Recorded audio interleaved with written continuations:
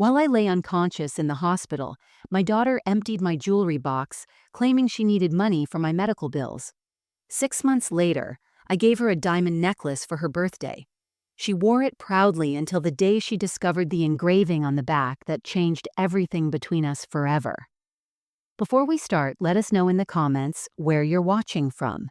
Don't forget to like, share, and subscribe for more powerful stories. My name is Margaret Thompson, and at 68 years old, I thought I had seen enough of life to know that nothing could surprise me anymore. How wrong I was. You see, when you spend 43 years as a school teacher in small-town Ohio, you learn to read people pretty well. Children can't hide their true intentions, and neither can most adults when you know what to look for. But somehow, I missed all the signs with my own daughter. I've been a widow for 5 years now, lost my Harold to pancreatic cancer, a battle that took everything out of both of us but never broke our spirit. We raised 2 beautiful daughters together, Sarah and Emily. Sarah, my eldest at 45, was always the ambitious one. Emily, 3 years younger, took after her father with his gentle nature and honest heart. When Harold passed, I thought the hardest part of my life was behind me. I had no idea that the real test was yet to come. People in Maplewood know me as the lady who volunteers at the food bank every Saturday morning. I've been doing it for 15 years now, ever since I took early retirement to care for Harold during his illness. The folks there became my second family after he passed. They'd always comment on how blessed I was to have such devoted daughters, especially Sarah, who visited me every single Tuesday without fail. I raised my girls alone for many years, while Harold worked double shifts at the factory. Money was tight, but we managed. I remember taking extra tutoring jobs in the evenings, grading papers until my eyes burned, just to make sure the girls could have their dance lessons and school trips. Sarah wanted to be a lawyer back then. She'd practice her arguments at the dinner table, always so passionate, so determined.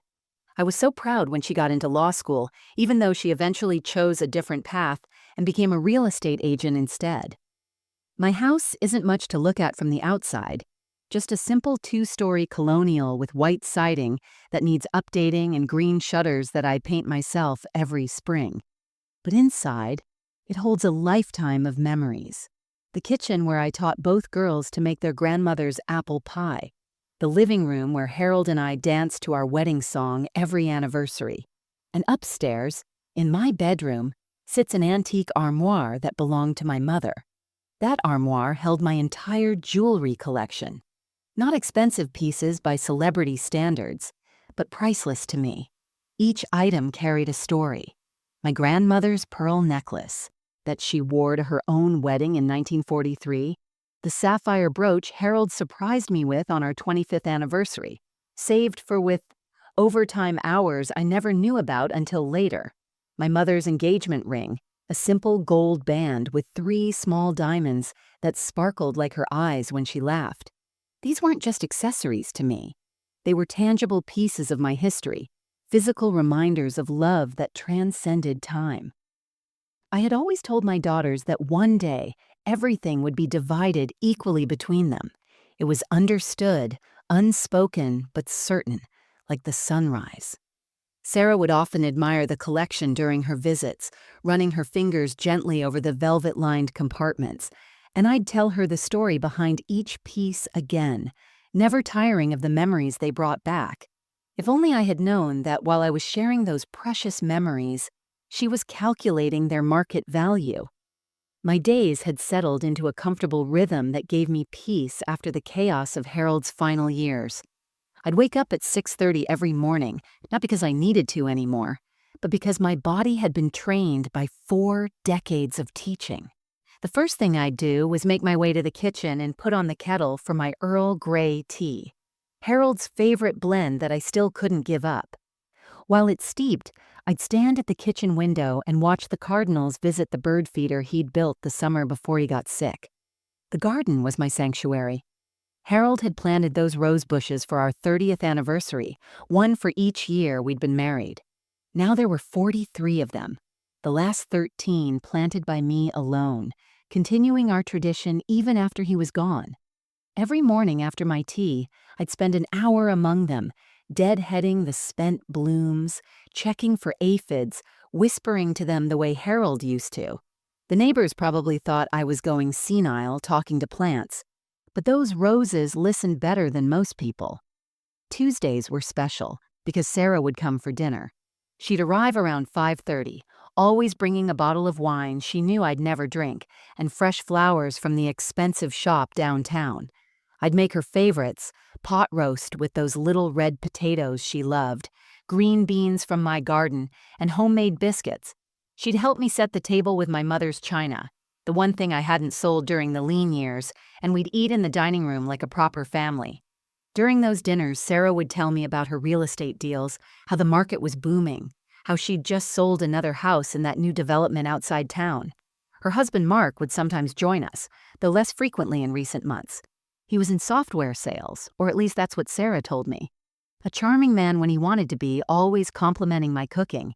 But there was something about the way his eyes never quite met mine that reminded me of students who hadn't done their homework. Wednesday mornings meant grocery shopping at Franklin's Market, where I'd worked summers as a girl. Old Mr. Franklin's son ran it now, but he still gave me the senior discount even though I always protested. Thursday afternoons were for the library, returning my mysteries and picking up new ones, chatting with Linda the librarian about which authors were getting too formulaic. Friday evenings were reserved for bingo at the community center, where I'd sit with the same group of widows I'd known for 20 years, all of us pretending we were there for the prizes and not the companionship. Emily would visit on Sundays after church, bringing her 2 boys who'd tear through the house like tiny tornadoes, while she apologized and I told her to stop, that houses were meant to be lived in. We'd have lunch in the kitchen, sandwiches and soup, nothing fancy like Sarah's dinners. Emily would help me with little repairs, things Harold would have handled, replacing washers and leaky faucets or climbing into the attic to check for mice. She never asked for anything, never eyed my jewelry or questioned my finances. The jewelry armoire stood in the corner of my bedroom, catching the afternoon light through the lace curtains. Sometimes I'd sit on the edge of my bed and open each drawer, not to admire the pieces, but to remember. The opal ring from our trip to Arizona when the girls were teenagers. The silver bracelet Harold gave me after Sarah was born, engraved with her birth date. The cameo brooch that belonged to Harold's mother, passed down with the whispered hope that it would bring me the same happiness it brought her. This was my life, predictable and peaceful, wrapped in memories and modest comforts. I thought I had earned this tranquility after years of hard work and sacrifice. I thought my daughters saw me as their mother, their foundation, their safety net. I never imagined one of them saw me as something else entirely, an opportunity. It started 3 weeks before everything fell apart, on an ordinary Tuesday that should have been like any other.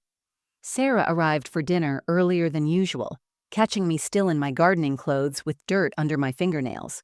She laughed and said she didn't mind, but there was something different about her that evening, a nervous energy that made her talk faster than usual, her hands fluttering like birds that couldn't find a place to land.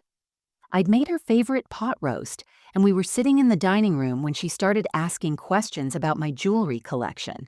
Now, Sarah had always admired the pieces, but this was different. She wanted specifics. "Mom, have you ever had that sapphire brooch properly appraised? I mean, by a real professional? The market for vintage jewelry is absolutely insane right now." I told her I'd never thought about it much. The value to me wasn't monetary.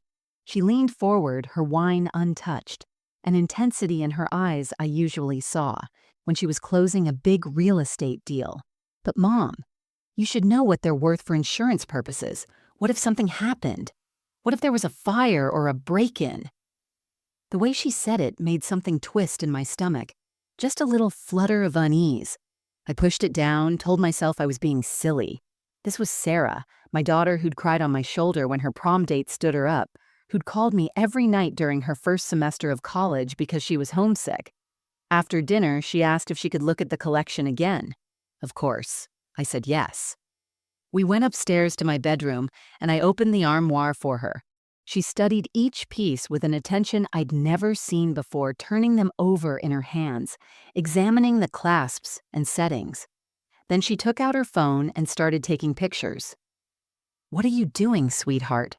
I asked, trying to keep my voice light. "Oh, I'm just documenting everything for you, Mom. You really should have a visual inventory. What if something happened to you and Emily and I didn't know what was here? We wouldn't want anything to go missing." The words hung in the air between us. Something happened to you. Not if, but what if, as though she was already considering the possibility. I watched her photograph my grandmother's pearl necklace from multiple angles, noticed how she zoomed in on the clasp, the quality of the pearls, like she was creating a catalog for a sale. "Sarah, is everything all right? You and Mark doing okay financially?" She stiffened, just for a moment before forcing a smile. "Of course, Mom. Why would you ask that?" I mentioned that I'd noticed Mark hadn't been coming to dinners lately, that she seemed stressed.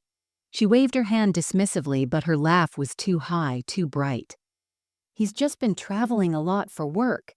You know how it is in sales, always chasing the next big contract." When she left that night, she hugged me longer than usual, and I could feel her trembling slightly. "I love you, Mom," she said into my shoulder. "You know that, right? No matter what, I love you." "Of course I know that, sweetheart," I replied, rubbing her back the way I did when she was small and scared of thunderstorms. But as I watched her drive away, her taillights disappearing into the darkness, I couldn't shake the feeling that something was wrong. I stood at my bedroom window looking at the armoire, those pieces of my history suddenly feeling vulnerable, exposed. I thought about getting a safety deposit box, then scolded myself for being paranoid. This was my daughter. Whatever was troubling her, surely it had nothing to do with my modest collection of memories. I went to bed that night with the unease still sitting in my chest like a stone, heavy and cold. The morning after Sarah's strange visit, I woke up feeling foolish. The sun was streaming through my bedroom curtains. The cardinals were singing in the maple tree, outside, and the world seemed exactly as it should be. I sat at my kitchen table with my Earl Grey tea and actually laughed at myself. What kind of mother suspects her own daughter of having dark intentions? Harold would have shaken his head at me, told me I was letting those mystery novels go to my head. I decided to make things right, even though Sarah didn't know anything was wrong. That afternoon, I baked her favorite apple pie using my mother's recipe, the one with the secret touch of cardamom that Sarah had been trying to figure out for years. I wrapped it carefully in a vintage tea towel and drove to her house, wanting to surprise her, to somehow apologize for the suspicious thoughts I'd harbored. When I knocked on her door, Mark answered, looking disheveled and tired. There were dark circles under his eyes, and his usually perfect shirt was wrinkled. "Oh, Margaret," he said, seeming genuinely surprised. "Sarah's not here. She's showing houses all day." I handed him the pie, and his face softened. "Her favorite," he said quietly. "That's really thoughtful of you." "Mark, is everything all right? You look exhausted." He ran his hand through his hair, a gesture I'd seen countless times when he was stressed. "Just work stuff, you know how it is. The software industry is brutal right now. Lots of changes, lots of pressure."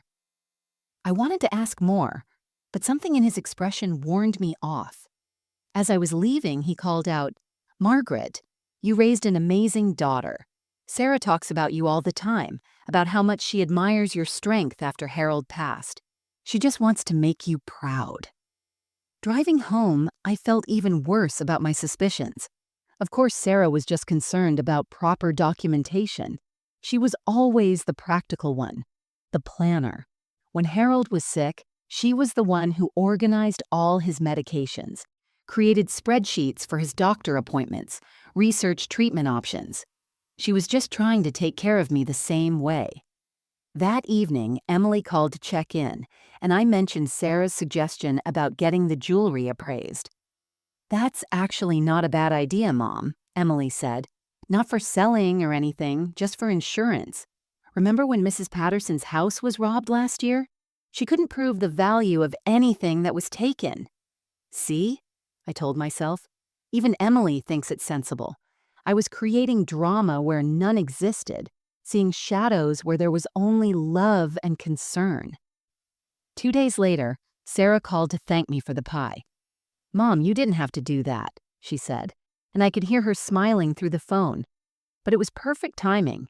Mark and I had it for dessert last night, and it reminded us of all those Sunday dinners when Dad was alive. "Sweetheart, about the other night," I began, wanting to somehow address the awkwardness without admitting to my suspicions. "What about it?" she asked innocently. "I just wanted you to know that if you and Mark are having any financial troubles, you can always come to me. I don't have much, but what I have is yours and Emily's." There was a pause. Then Sarah's voice came back, thick with emotion. "Oh, Mom, we're fine, really. We would never take advantage of you like that. Dad raised us better than that. You both did.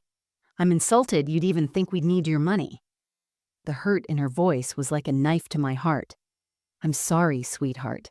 I didn't mean to imply anything. I just worry about you both." "We're managing, Mom. Some months are tighter than others, but isn't that true for everyone? We're adults. We can handle our own problems." After we hung up, I sat in my living room feeling like the worst mother in the world. Here was my daughter, working hard, managing her life, checking on me regularly, and I was repaying her devotion with suspicion and doubt. That night, I looked at Harold's picture on my nightstand and apologized to him, too. "I'm seeing problems where there aren't any," I whispered to his smiling face. "Maybe I'm just getting old and paranoid." The stroke hit me on a Thursday morning while I was deadheading Harold's roses. One moment I was reaching for a spent bloom. The next, I was face down in the mulch, my left side completely numb, unable to cry out for help. Mrs. Henderson found me 2 hours later when she came to return my cake pan. I don't remember the ambulance ride or the first 5 days in the hospital. They tell me I was unconscious, machines breathing for me, my brain swollen and angry. When I finally opened my eyes, Sarah was there, mascara streaked down her cheeks, clutching my hand like she was afraid I'd float away. "Mom. Oh God, Mom. You're awake," she sobbed, pressing my hand to her face. "I thought I was going to lose you. I've been here every day. Emily's been here too, but I sent her home to get some rest." My throat was too dry to speak, and the left side of my face felt strange, pulled tight like a mask. Sarah gave me ice chips and stroked my hair, telling me about the doctor's reports, the treatments they'd tried, how lucky I was that Mrs. Henderson found me when she did. She looked exhausted, worn down, and I felt guilty for causing her such worry. I spent 2 more weeks in the hospital, slowly regaining movement in my left side through physical therapy. Sarah was there constantly dealing with doctors, arguing with insurance companies on the phone, making sure I had everything I needed. Emily came in the evenings after work, bringing magazines and pudding cups, trying to make me laugh with stories about her boys' latest adventures. Finally, on a Tuesday afternoon, they released me. Sarah drove me home, chattering nervously about how she'd hired a cleaning service to make sure everything was perfect for my return, how she'd stocked my refrigerator, arranged for a visiting nurse to check on me daily for the first week. I was grateful, but exhausted, wanting nothing more than to sleep in my own bed. When we pulled into my driveway, I noticed Sarah's SUV was already there, trunk open, several boxes visible inside. "Oh, I've been staying here some nights," she explained quickly, "just to make sure everything was ready for you." She helped me inside, settling me in Harold's old recliner in the living room with a blanket and some tea. "You rest, Mom. I'm going to get your prescriptions organized upstairs." I dozed off to the sound of her footsteps overhead, feeling safe for the first time in weeks. When I woke, the afternoon sun was slanting through the windows, and the house was quiet. Too quiet. I called for Sarah, but there was no answer. Using the walker they'd sent home with me, I slowly made my way to the stairs, calling her name. That's when I noticed my bedroom door was wide open, unusual because I always kept it closed to keep the heat in during winter. I laboriously climbed the stairs, each step an effort, my left leg still not fully cooperating. When I reached my bedroom, my heart stopped. The armoire was open, and several of the velvet-lined drawers were completely empty. My grandmother's pearl necklace was gone, the opal ring from Arizona, missing. Harold's mother's cameo brooch, nowhere to be seen. But strangest of all, the lock on the armoire door was broken, twisted metal hanging uselessly from the wood. Sarah appeared in the doorway behind me, making me jump. "Mom, you shouldn't be climbing stairs yet. What if you fall?" "The jewelry," I managed to say, my voice still rough and strange. "Where is my jewelry?" Her face crumpled, tears immediately filling her eyes. "Oh, Mom, I didn't want to tell you while you were still recovering. I had to sell some pieces. The hospital bills, they were astronomical. Your insurance only covered part of it, and the rest—" "Mom, it was almost $45,000. Sarah helped me to the bed, her hands gentle but insistent, treating me like I was made of glass. She pulled papers from her purse, spreading them across my quilted bedspread, pointing at numbers that seemed to swim before my still recovering eyes. "Look, Mom, here are the bills. The ICU alone was $20,000 for the first week. The MRI, the neurologist, the medications that weren't covered. I tried to handle it without worrying you." I stared at the papers, trying to focus through the fog of medications and the lingering effects of the stroke. The letterheads looked official, the numbers terrifying. Sarah was still talking, her voice high and rapid. "I only took what I absolutely had to. I got good prices for them, Mom. That antique dealer on Main Street, Mr. Rothstein, he was very fair. I made sure of it." My mouth felt dry as sand. "Which pieces?" I whispered. She looked away, fidgeting with her wedding ring. "The pearl necklace, the opal ring, the cameo brooch, and the sapphire pin Dad gave you." Each name hit like a physical blow. I closed my eyes, seeing Harold's face when he'd given me that sapphire pin, how he'd saved for months without telling me. "I need to rest," I said, "because I couldn't process this. Not now, not yet." 2 days later, Emily came for her Sunday visit. I was stronger by then, able to sit in the kitchen while she made us sandwiches. "Mom, you look better," she said, but there was something careful in her tone. "I wanted to come see you yesterday, but Sarah said you needed rest." "Emily," I said slowly, "when you visited me in the hospital, did Sarah mention anything about the bills?" She paused, knife halfway through a tomato. "The bills? No, she said everything was covered. Actually, she told me your Medicare and supplemental insurance handled almost everything. Why?" My heart began to pound. She said that? Yes, she was relieved about it.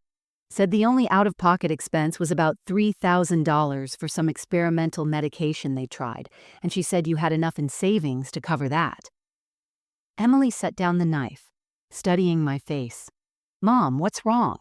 I need you to help me check something," I said, my voice steadier than I felt. "Can you call the hospital billing department? Sarah says we owe $45,000. Emily's face went white, then red. "That's impossible. I literally heard her on the phone with them saying the insurance covered it." She pulled out her cell phone immediately, her real estate agent daughter giving way to her protective daughter instincts. 20 minutes later, after being transferred 3 times, Emily had the truth.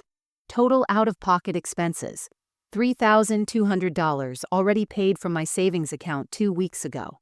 She put the phone on speaker so I could hear the billing supervisor confirm it twice. We sat in silence for a moment, the weight of the betrayal settling over us like a shroud. Then Emily went upstairs to check the armoire. When she came down, her face was grim. "Mom, it's worse than just the pieces you noticed. Your mother's engagement ring is gone too, and the gold locket Dad gave you for your first anniversary." "But she couldn't have taken those," I protested weakly. "I saw them just before my stroke." Emily's jaw tightened. Mom, Sarah's been having problems. Her friend Jennifer told me she saw Sarah at the casino 3 times last month. And Mark's been out of work for 6 months, not traveling for business. He got fired for drinking on the job. The room seemed to spin. How long have you known? I suspected something was off, but I didn't have proof. I didn't want to upset you with gossip. Emily reached for my hand. Mom, we need to confront her. That evening, Emily called Sarah and asked her to come over, saying I needed help with something urgent. When Sarah arrived, she was wearing my grandmother's pearl necklace. The sight of my grandmother's pearls around Sarah's neck knocked the breath from my lungs.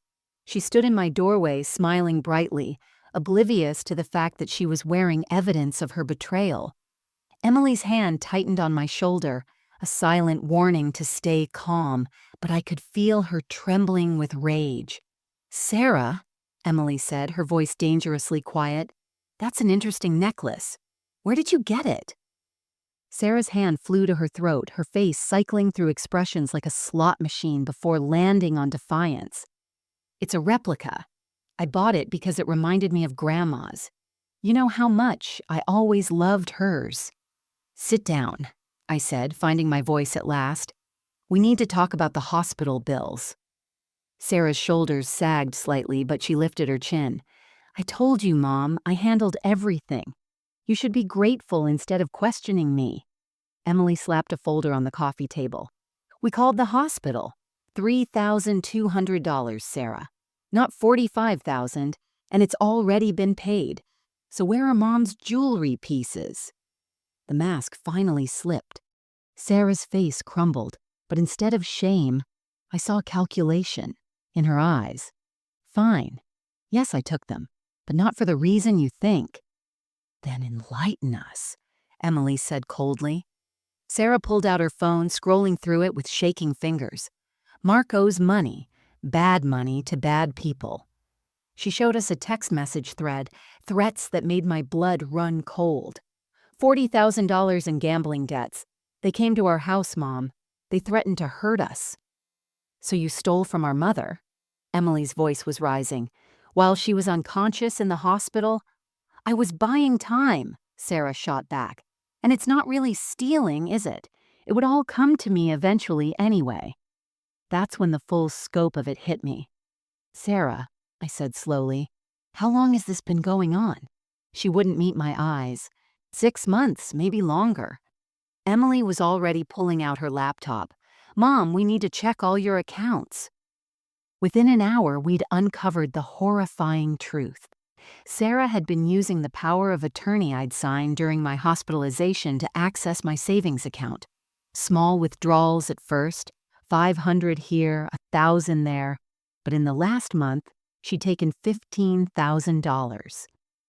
There's more, Emily said, her face pale as she reviewed emails from Sarah's account she'd managed to access. Mom, look at this. It was an email thread between Sarah and Mark from 3 weeks before my stroke. They were discussing how to convince me to sell my house. Mark had written, your mom's getting older. One fall, one health scare, and we can argue she needs assisted living. The house is worth at least $300,000. That covers everything and gives us a fresh start. Sarah had replied, she's too stubborn. Unless something actually happens to her, she'll never agree. And then, dated the day before my stroke, Mark had written, maybe we help something happen, not hurt her, just scare her, mess with her medication or something. I couldn't breathe.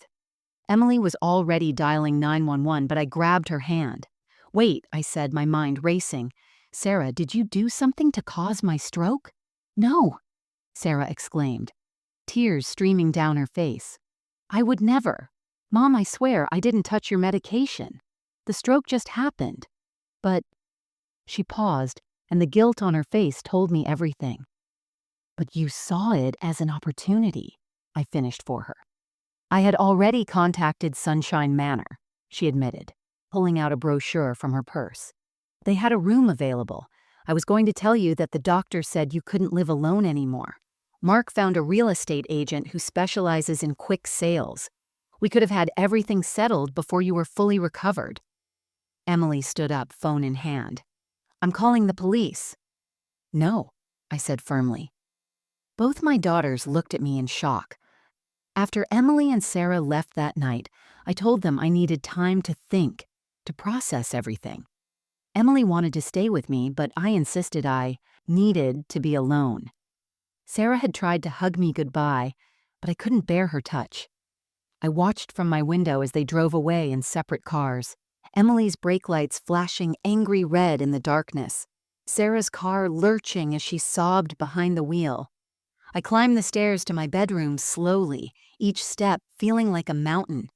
The armoire stood open like a wound, its empty compartments mocking me. I sat on the edge of my bed and pulled out the one piece Sarah hadn't taken. Harold's simple gold locket, hidden in a secret compartment she didn't know about. Inside was a picture of our wedding day and one of the girls when they were young. Sarah about 7, Emily 4, both in matching Easter dresses I'd sewn myself. The memories crashed over me like a tide I couldn't hold back. Sarah's first day of kindergarten, how she'd clung to my leg, terrified, until I promised to wait outside her classroom all day. The night she won the spelling bee in 5th grade, how her face had lit up when she found me in the audience. Teaching her to drive in the church parking lot, both of us laughing hysterically when she confused the brake and gas pedals and we lurched into a hedge. I remembered the sacrifices that she'd apparently forgotten, wearing the same winter coat for 6 years so she could have a new one for high school, skipping lunch at work to save money for her senior class trip to Washington, D.C. The night I sat up hemming her prom dress, my fingers bleeding from pushing the needle through the thick fabric because the alteration shop wanted too much money. Working 3 jobs the summer before she started college, teaching summer school, tutoring in the evenings, and cleaning offices on weekends, just to buy her textbooks. Harold and I had never taken a real vacation after the girls were born. Every extra penny went to them. Dance lessons, piano lessons, soccer uniforms, yearbooks, class rings, graduation gowns. When Harold got his diagnosis, Sarah had been the strong one, researching treatments, driving him to appointments when I was too emotional to drive safely. How had that devoted daughter become the woman who saw my stroke as an opportunity? I found myself on my knees beside the bed, pulling out an old shoebox from underneath. Inside were every Mother's Day card the girls had ever made me. Sarah's from 2nd grade, covered in glued-on macaroni painted gold. My mommy is the best because she loves me even when I'm bad. Another from high school, store-bought, but with a long handwritten note. Mom, thank you for believing in me even when I don't believe in myself. The sobs came then, violent and uncontrollable. I cried for the daughter I thought I had raised. I cried for the relationship we'd lost. I cried for Harold, who would have been devastated to see what Sarah had become. But mostly, I cried for the fool I'd been, missing all the signs that my daughter saw me not as her mother, but as a resource to be exploited. I stayed on that floor for hours until my knees ached and my eyes were swollen shut. The visiting nurse found me there the next morning, still clutching Sarah's childhood cards. She helped me to bed, took my blood pressure, threatened to call Emily if I didn't eat something. But how could I explain that it wasn't my body that was broken anymore? It was something deeper, something no medication could fix. 3 days passed in a blur. I didn't answer the phone, didn't go to the garden, didn't even make my tea. I just sat in Harold's chair holding his locket, wondering where I had gone wrong. Had I loved too much? Given too freely? Failed to teach the difference between love and entitlement? On the 4th day after the revelation, my neighbor George knocked on my door. George was a retired attorney, 75 years old, with a sharp mind that hadn't dulled despite his age. He'd been Harold's chess partner for 20 years, and after Harold passed, he still checked on me weekly, bringing tomatoes from his garden in summer and shoveling my walk in winter. "Margaret, I haven't seen you in your garden all week," he said, settling his tall frame into my kitchen chair without invitation. "That's not like you." I tried to wave him off, mumbling about still recovering from the stroke, but George had eyes like a hawk. He noticed the empty jewelry box I'd left on the counter, saw the legal papers Emily had printed still scattered on the coffee table, observed the tear stains on my cheeks I thought I'd washed away. "Talk to me," he said simply, and something about his gentle authority broke through my despair. I told him everything. The theft, the lies, the conspiracy to put me in a home and sell my house. George listened without interrupting, his face growing darker with each detail. When I showed him the email between Sarah and Mark about helping something happen to me, his jaw clenched so tight I could hear his teeth grinding. "Margaret," he said when I finished, "what Sarah did isn't just morally wrong, it's criminal. Elder abuse, theft, fraud, conspiracy. You could have her arrested." "She's my daughter," I whispered, the words barely audible. "No," George said firmly, leaning forward. "A daughter protects her mother. A daughter honors the sacrifices made for her. Sarah stopped being your daughter the moment she saw your stroke as an opportunity." He paused, studying my face. "Harold would want you to stand up for yourself." That hit me like cold water. Harold, my sweet Harold, who was gentle with everyone but fierce when his family was threatened. I remembered when a contractor had tried to overcharge us for roof repairs, how Harold had researched every detail, documented everything, and not only got our money back, but reported the man to the Better Business Bureau. "You're right," I said, feeling something shift inside me, a steel backbone I'd forgotten I had. "But I'm not going to destroy her. That would destroy me, too." George nodded slowly. "Then what do you want to do?" "I want her to understand what she's done. I want her to feel the weight of it, and I want to make sure she can never do it again, to me or anyone else." That afternoon, I called Emily. "I'm going to need your help," I said. "Not for revenge, but for justice. And maybe, if we're very careful, for redemption." Emily arrived within an hour, bringing her laptop and a notebook. "What's the plan, Mom?" "First, we secure everything. Change all my accounts, revoke the power of attorney, update my will. George is going to help with the legal parts." I pulled out a list I'd been making. "Second, we document everything she took, every lie she told, every dollar she stole." "And then?" Emily asked. "Then we give Sarah a choice. She returns everything she took and gets help for Mark's gambling addiction, or we pursue legal action." I paused, thinking of Harold's wisdom. But I want to do something more, something that will make her understand the value of what she stole. George leaned back, a small smile playing on his lips. "You have something in mind." "I do. Those pieces she took weren't just jewelry. They were my history, my memories. She needs to understand that, and I know exactly how to teach her." I looked at Emily. "Do you still have that friend who works at the jewelry store? The one who does custom pieces?" Emily nodded slowly, understanding dawning in her eyes. "Mom, that's brilliant." For the first time in days, I smiled. It wasn't a happy smile, but it was determined. Sarah thought she'd broken me, but she'd forgotten something important.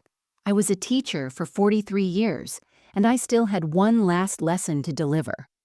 Over the next 3 weeks, I worked with the precision of a master chess player, each move calculated and deliberate. George helped me revoke Sarah's power of attorney and change all my financial accounts. Emily's friend at Morrison's Fine Jewelry, a talented craftsman named David, became my co-conspirator in the most important part of my plan. "I want exact replicas made of every piece she stole," I told David, spreading out the photographs I'd taken for insurance years ago. "But I want them made with synthetic stones and cheap metals. They need to look perfect to the casual observer, but be essentially worthless." David studied the photos with professional interest. "I can do that. Cubic zirconia for the diamonds, synthetic pearls, gold-plated silver instead of real gold. It'll cost about $2,000 total, but they'll look like they're worth $50,000. "Perfect," I said. "And I need one more thing, a special piece." I commissioned a stunning diamond necklace, a real one this time, worth exactly $50,000. The amount Sarah had stolen plus interest for my pain and suffering. It was a beautiful piece, Art Deco style with a large center stone, surrounded by smaller diamonds in an intricate pattern. But the master stroke was the engraving I had David add to the back of the main setting, in script so small you'd need to look closely to read it. While David worked on the jewelry, I had George help me install security cameras throughout my house, hidden ones that Sarah wouldn't notice, positioned to capture the dining room, living room, and the entrance to my bedroom. Evidence, George said with grim satisfaction. If she tries anything else, we'll have proof. Emily discovered something else during her investigation. She'd befriended one of Sarah's co-workers who revealed that Sarah had been bragging about her inheritance at the office, showing photos of herself wearing my grandmother's pearls, claiming they were a gift from me. She'd even told people I was planning to move to a nursing home soon and had started distributing family heirlooms. She's already spending money she doesn't have yet, Emily reported, disgusted. She put a deposit on a new BMW, told the dealer she had a large inheritance coming. I documented everything meticulously, every piece stolen, every lie told, every dollar taken. George helped me file a report with Adult Protective Services, not to press charges yet, but to have an official record. The investigator, a kind woman named Patricia, was horrified by what she saw. Mrs. Thompson, this is one of the clearest cases of elder abuse I've seen. Your daughter could face serious jail time. I know, I said quietly, but I'm hoping it won't come to that. The replicas were ready in early November. I stored them carefully in a bank safety deposit box, along with all the documentation of Sarah's theft. Then I waited for the perfect moment to spring my trap. Sarah's 46th birthday was December 15th, but I planned the real reveal for Christmas Eve. I called her in early December, my voice carefully neutral. I'd like to give you something special for your birthday this year. Can you come for dinner on the 15th? She hesitated, probably surprised I was speaking to her at all. Mom, about everything that happened. We'll discuss it when you come, I interrupted. Just you, not Mark. The birthday dinner was surreal. Sarah arrived nervous but hopeful, probably thinking I was going to forgive and forget like I always had before. I made all her favorites again, played the role of the doting mother one last time. After dessert, I brought out the elegant black velvet box. Happy birthday, Sarah, I said, watching her eyes widen as she opened it to reveal the diamond necklace. Mom, this is incredible, she breathed, lifting it reverently. It must have cost a fortune. $50,000, I said evenly. I thought you deserved something special. She actually had tears in her eyes as she put it on, admiring herself in the hallway mirror. She never noticed the tiny engraving on the back. Not yet. Christmas Eve arrived with a light snowfall that made everything look deceptively peaceful. I'd spent the week preparing, both the house and myself. The dining room was decorated just as it had been every Christmas since the girls were young. Harold's mother's china set out, the candlesticks we'd received as a wedding gift polished to perfection, and the centerpiece I'd made from pine boughs from the garden. Everything normal, everything perfect, everything exactly as Sarah would expect. Emily arrived early to help with the cooking, her boys bouncing with excitement about presents. Are you sure about this, Mom? She asked, watching me calmly prepare the ham glaze. We could still just go to the police. No, I said firmly. This needs to happen this way, in front of everyone. She needs to understand that actions have consequences, and those consequences affect more than just her. The guest list was carefully curated.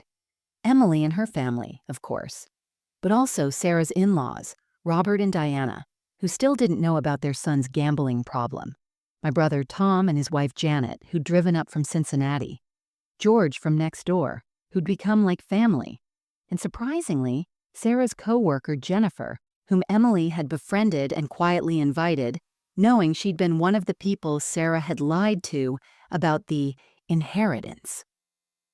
Sarah and Mark arrived at 5:30, Sarah wearing the diamond necklace I'd given her for her birthday. She'd been wearing it everywhere according to Emily's reports. To work, to the grocery store, even to the gym. It had become her trophy, her proof that she'd gotten away with everything, that Mom had forgiven her like always. "You look beautiful, sweetheart," I said as I took her coat, and I meant it. She did look beautiful, but it was a cold beauty now, like looking at a stranger wearing my daughter's face. Mark seemed more nervous than usual, his eyes darting around the room, probably calculating the value of everything he saw. Diana approached him with concern. "Mark, honey, you look thin. Are you eating properly?" "He's been working so hard," Sarah said smoothly, the lie rolling off her tongue with practiced ease. "All that traveling for business." I watched George's jaw tighten. He knew Mark had been unemployed for 7 months. Dinner progressed with the kind of surface normalcy that felt like walking on ice, everyone aware that something was beneath but afraid to crack through. Sarah held court, talking about their plans for the new year, the vacation they were planning to Hawaii, the home renovations they were considering. "That's quite an ambitious plan," Robert said carefully. "Business must be going well." "Oh, very well," Sarah said, fingering the diamond necklace. "We've had some excellent opportunities lately." After dinner, as everyone gathered in the living room for coffee and dessert, I stood up, tapping my spoon against my coffee cup in the way Harold used to when he wanted to make a toast. The room fell silent. "I want to thank you all for coming," I began, my voice steady. "This has been a difficult year. Harold has been gone for 5 years now, and I had my health scare this fall, but it's also been a year of revelations." Sarah shifted uncomfortably in her seat, probably wondering where this was going. "I've been doing a lot of thinking about family, about inheritance, about what we pass down to our children." I walked to the mantel where I'd placed the old photo album. "I want to share something with all of you, something about the true value of things." I opened the album to the page showing my jewelry collection. Professional photographs I had taken years ago for insurance. These pieces were my treasure, not because of their monetary value, but because each one told a story of love, sacrifice, and family history. Diana leaned forward, interested. "They're beautiful, Margaret." "Yes," I agreed. They were. I paused, letting that past tense hang in the air. "Sarah, would you stand up, please? I have something special to share about that necklace you're wearing." Sarah stood slowly, her hand instinctively moving to the diamond necklace at her throat. The Christmas tree lights caught the stones, making them sparkle like frozen tears. Everyone in the room was watching now, sensing the shift in atmosphere, the way you can feel a storm approaching even before the first thunder. "This necklace," I said, my voice carrying the authority of my teaching years, "cost exactly $50,000. I gave it to Sarah for her 46th birthday. Some of you might wonder how a retired teacher on a fixed income could afford such an extravagant gift." Robert and Diana exchanged confused glances. Tom set down his coffee cup with a sharp click. "The answer is simple," I continued, opening the photo album wider. "I sold some things, or rather, I had to account for some things that were already sold." I turned to a page showing my grandmother's pearl necklace. This necklace belonged to my grandmother, worn at her wedding in 1943. While I was unconscious in the hospital after my stroke, it disappeared. Sarah told me she had to sell it to pay for my medical bills. $45,000 worth. "Mom," Sarah started, her voice high and thin. "I don't think this is the time." "Oh, but it is," I interrupted. "You see, everyone, the hospital bills were actually $3,200, fully covered by my insurance and savings. But Sarah took not just the pearls, but also my mother's engagement ring, Harold's mother's cameo brooch, the sapphire pin Harold saved for months to buy me, and several other pieces. $50,000 worth of my history, sold while I lay unconscious." The room was absolutely silent. Diana's mouth had fallen open, Robert's face was turning red, Mark had gone pale as paper. "But that's not even the most interesting part," I continued, my voice eerily calm. Emily helped me discover that Sarah had been planning this for months. She and Mark had already contacted a realtor about selling my house, made inquiries at nursing homes, and were discussing ways to convince me I was too frail to live alone. My stroke was just the opportunity they'd been waiting for. "That's not," Sarah began, but I held up my hand. "Sarah, darling, would you mind reading the engraving on the back of that beautiful necklace you're wearing?" Her face went white. With trembling fingers, she reached behind her neck, unclasped the necklace, and turned it over. The room was so quiet you could hear her sharp intake of breath as she read the tiny script. "Read it aloud, please," I said gently. Sarah's voice was barely a whisper. "Bought with stolen inheritance. Mom knows everything. 2024. Louder, please. Everyone should hear." She looked up at me, tears streaming down her face, then back at the necklace. Her voice cracked as she read it again, louder this time. "Bought with stolen inheritance. Mom knows everything. 2024.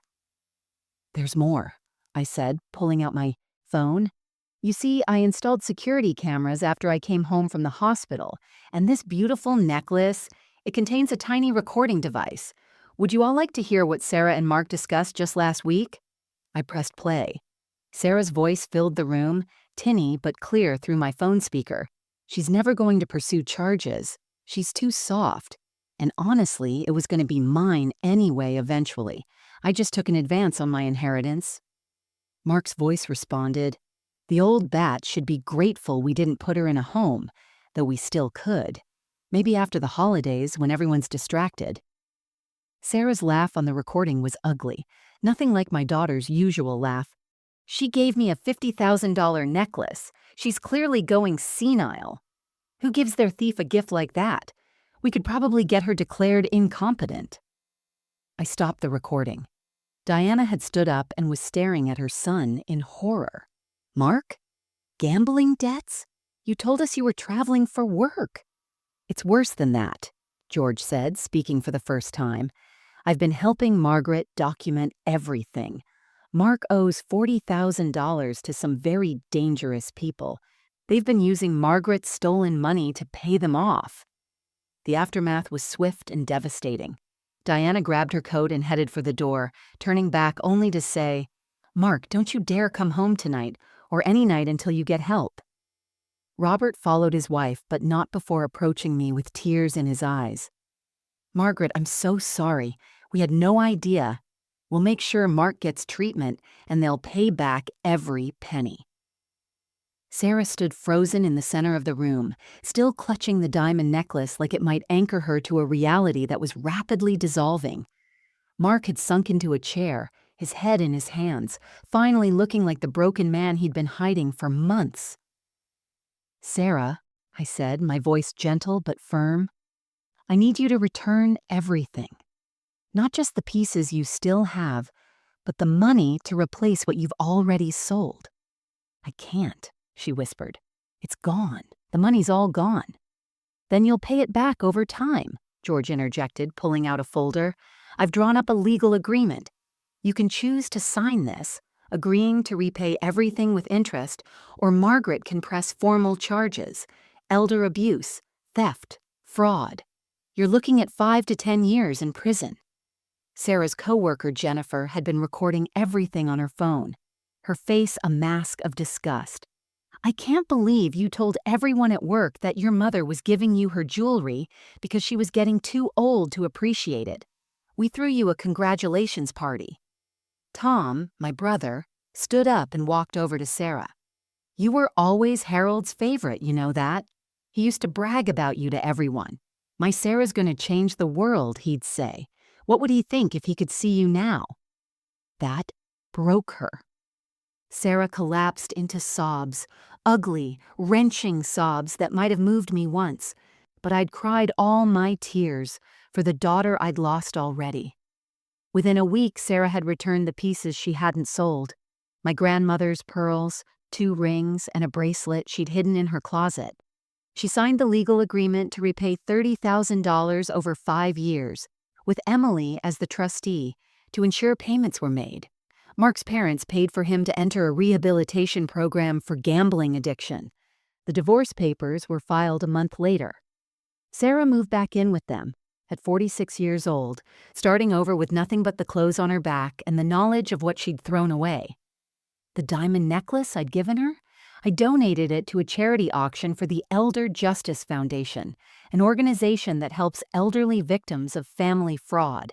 It raised $55,000, and they asked me to speak at their annual conference about recognizing the warning signs of elder abuse. I sold my house 6 months later, but on my terms, to a lovely young family with 3 children who reminded me of happier times. I used the money to move into a beautiful senior living community, not because I had to, but because I wanted to. It's a place called Golden Meadows, with apartments that allow complete independence, but with the option for help if needed. I have a small garden plot where I've planted new roses, and I've made friends with several other residents who have their own stories of family betrayal and triumph. Emily and her boys visit every Sunday. We have lunch in my new apartment, and the boys help me tend my roses. Emily has power of attorney now, but she's never needed to use it. She helped me set up a trust that protects my remaining assets while ensuring both my daughters will receive an inheritance. But Sarah's portion will be managed by a trustee until she completes financial counseling and maintains steady employment for 2 years. I've even started teaching again, offering free classes at the community center on financial literacy for seniors, helping them protect themselves from exploitation. George comes as a guest speaker sometimes, explaining the legal protections available. As for Sarah, she sends letters every month, pages and pages of apologies, memories, and promises to do better. I read them all, but I haven't responded yet. Maybe someday I will. Forgiveness, I've learned, isn't something you give to make the other person feel better. It's something you do for yourself in your own time when you're ready. But trust?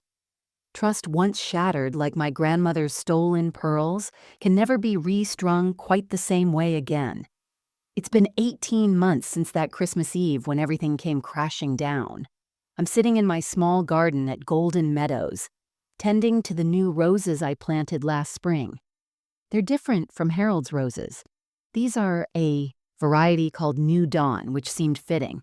They're climbers, reaching toward the sun with a determination that reminds me of my own journey from victim to survivor.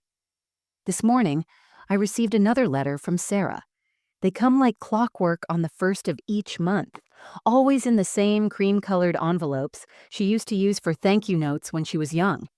Today's letter was different, though.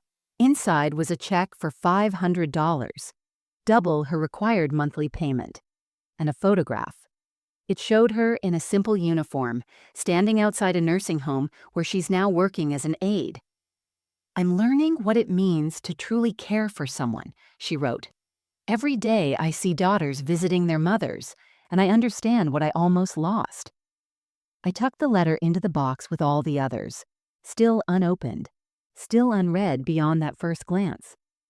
Emily tells me Sarah has been in therapy for over a year now, that she's genuinely trying to change. Mark is gone from her life completely, last seen heading to Nevada to start over. Sarah lives in a small apartment, drives a 10-year-old Honda, and volunteers at a crisis hotline for gambling addiction support. She's learning, perhaps for the first time, what it means to live honestly. The jewelry collection that started all of this, I've given most of it to Emily, piece by piece on special occasions. Not as an inheritance, but as gifts of love, each with its story carefully told and retold. My grandmother's pearls went to Emily's daughter on her 16th birthday, along with the tale of the woman who wore them through the Depression and World War II, who taught me that dignity isn't about what you own, but how you carry yourself through hardship.